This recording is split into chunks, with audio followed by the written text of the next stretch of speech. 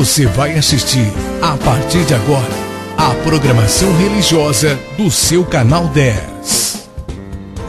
Pois o Deus da montanha é o mesmo do vale, não deixa só, velando está,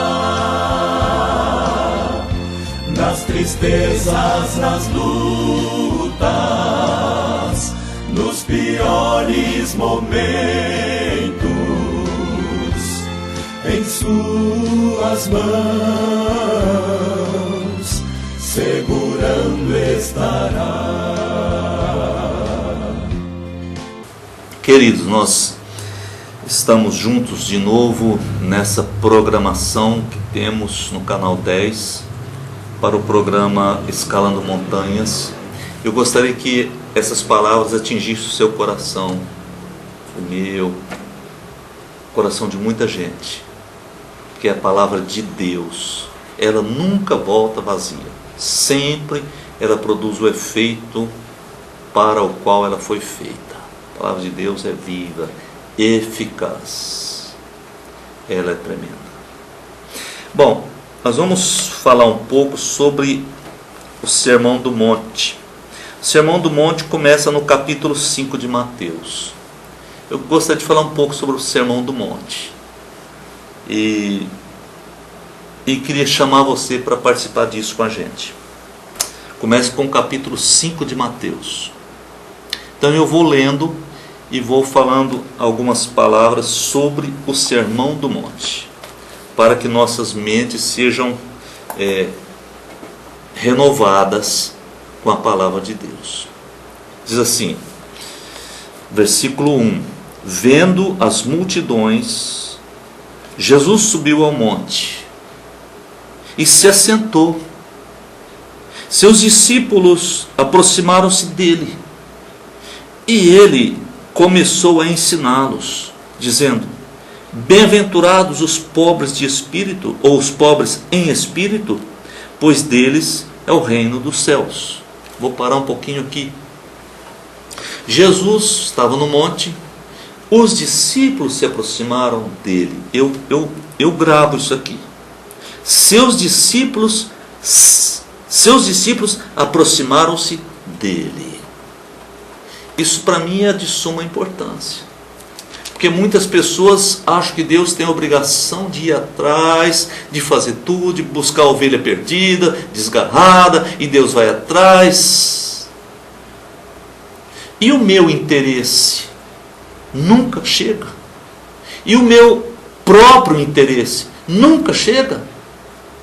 Os discípulos foram. Jesus se sentou, eles se aproximaram. Então foi aí que Jesus começou a ensinar. Porque eles vieram para receber, eles se aproximaram. Há muitas pessoas, milhares. Elas ficam em casa o tempo todo. Eu me refiro, o ano inteiro. Não estou dizendo que não saia para trabalhar, não estou dizendo que não saia para a escola, não estou dizendo que não saia para passear, para ir na casa dos parentes.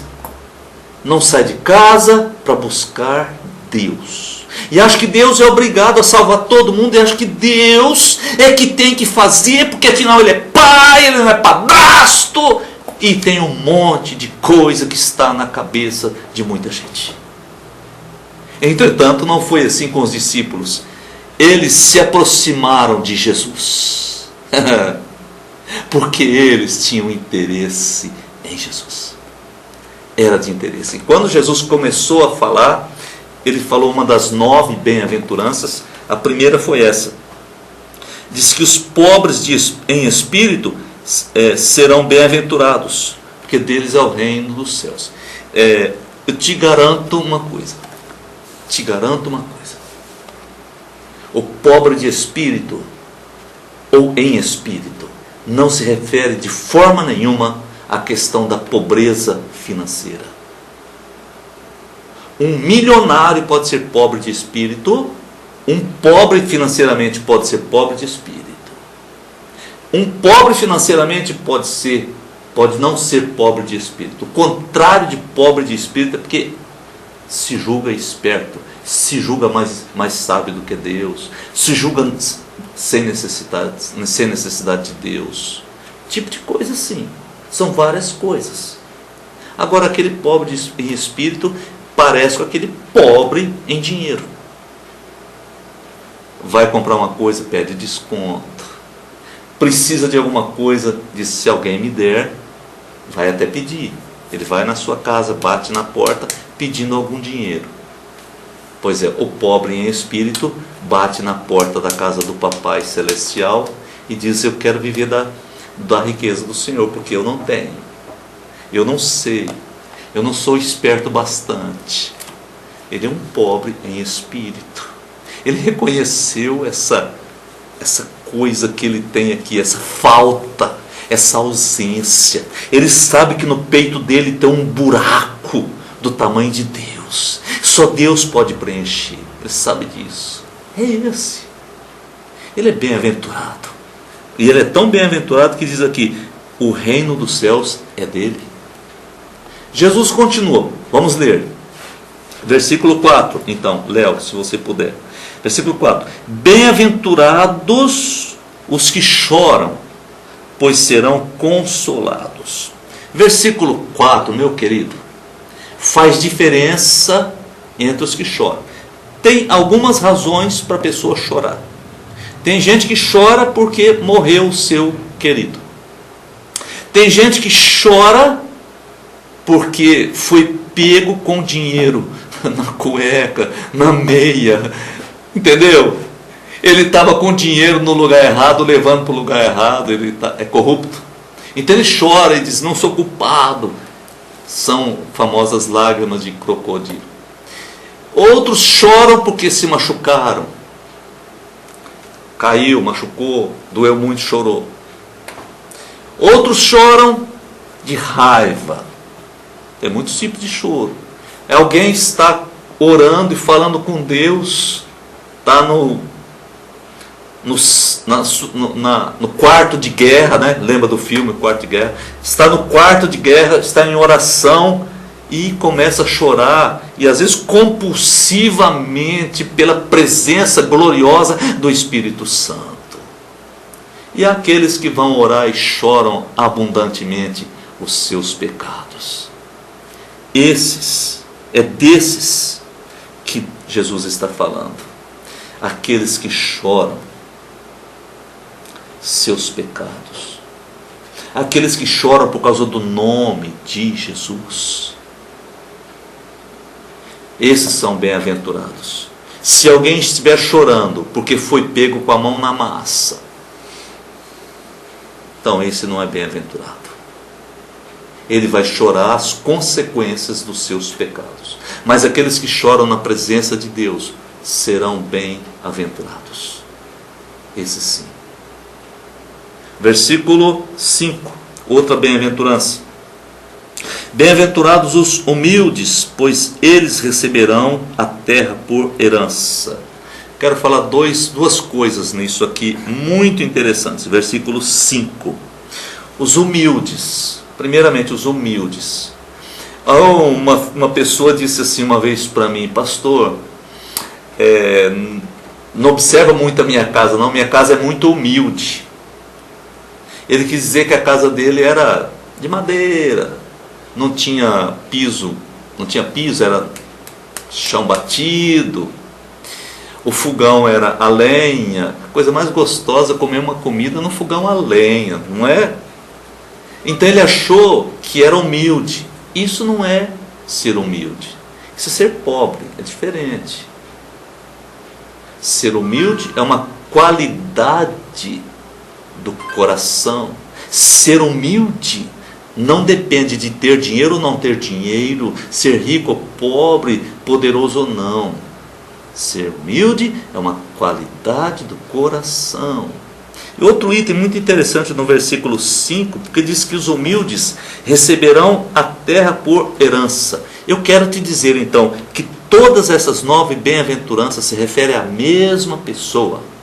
porque a terra será dada por herança aos filhos de Deus, que são herdeiros de Deus e co-herdeiros com Cristo.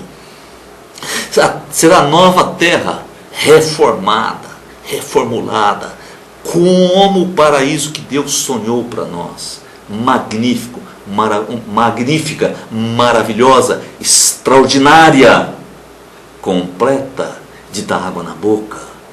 A terra será dos humildes. Então, nós vamos ser humildes, nós vamos ser pobres de espíritos, nós vamos chorar, a mesma pessoa. Então vem a sexta bem-aventurança. Bem-aventurados os que têm fome e sede de justiça, pois serão satisfeitos. Agora, às vezes são coisas difíceis, né? Porque atualmente, quando se fala de justiça, é assim.